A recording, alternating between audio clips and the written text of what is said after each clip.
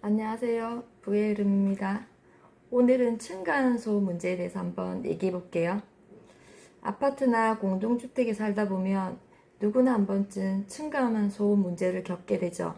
바쁜 일상 속에서 집은 가장 편안해야 할 공간인데 천장에서 울리는 쿵쿵거리는 발소리, 끌리는 가구 소리, 뛰어다니는 아이들 소리에 스트레스를 받는 경우가 많죠. 단순한 생활소음처럼 들리지만 듣는 사람 입장에서는 하루의 피로가 쌓인 상태에서 큰 불편이 될 수가 있어요. 무심코 낸 소리가 누군가에게 고통이 될 수 있어요. 층간소음은 대부분 의도하지 않게 발생하는 경우가 많아요. 실내에서 걷거나 가구를 정리하고 아이가 방에서 뛰어놀거나 의자를 움직이는 등의 평범한 활동에서도 충분히 발생할 수가 있죠. 특히 조용한 시간대에는 소음이 더 크게 들리기 때문에 같은 소리라도 예민하게 느껴질 수가 있어요. 중요한 건 소리의 크기가 아니라 반복과 지속, 그리고 상대방의 상황이에요. 사실 요즘 저희 아파트도 층간소음 문제로 민원이 끊이질 않고 있어요. 관리사무소에서 안내 방송도 자주 나오고 가끔은 층간소음으로 인한 감정 싸움까지도 이어지는 경우가 생기더라고요. 그래서 아파트 자체적으로 층간소음 분쟁 조정위원회를 운영하고 있어요. 민원이 들어오면 당사자끼리 직접 부딪히기보다는 중립적인 제3자 입장에서 중재해주는 구조라서 감정이 격해지기 전에 문제를 차분하게 풀 수 있어서 저는 좋다고 생각해요. 실천할 수 있는 방법은 생각보다 가까이에 있어요. 소음을 줄이기 위한 실천은 아주 어렵지도 큰 비용이 드는 일도 아니에요. 가장 기본적인 방법은 실내 전용 슬리퍼를 신는 거예요. 발 뒤꿈치로 걷는 습관이 있는 사람은 특히 더 효과가 있고요. 또 의자나 책상, 테이블 아래 소음 방지 패드나 고무 보호대를 붙이면 끌리는 소리를 거의 들리지 않게 할 수 있거든요. 저도 붙여보니까 소리가 많이 줄어들더라고요. 아이가 있는 집이라면 거실이나 놀이방에 충격 흡수 매트를 설치해 두는 것도 꼭 필요하다고 생각해요. 그리고 무엇보다 중요한 건 실내에서 절대 뛰지 않도록 교육하는 것이에요.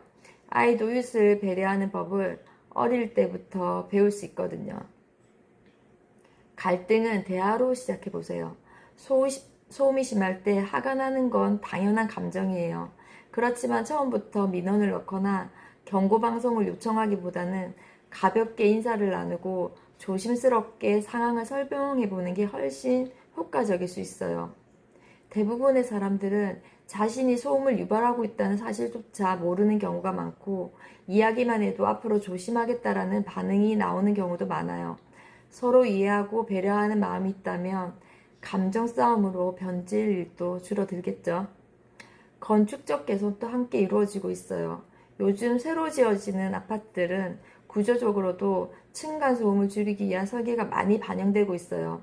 바닥 슬래브를 더 두껍게 시공하거나 고성능 차음재를 사용하는 방식을 쓰거든요. 예전보다 확실히 덜 울리고 진동도 덜하다고 하더라고요. 하지만 아무리 건물이 좋아져도 결국 입주민의 생활 습관과 배려가 바탕이 되지 않으면 문제는 반복될 수밖에 없어요.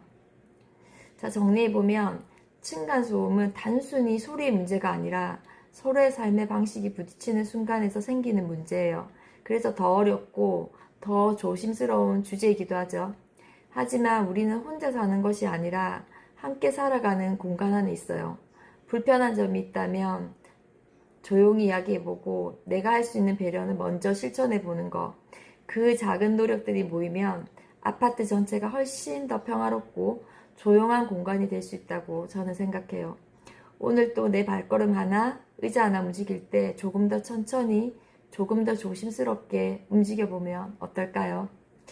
내용이 도움이 되셨다면 구독과 좋아요는 사랑입니다. 다음에는 더 좋은 내용으로 찾아뵙겠습니다. 감사합니다.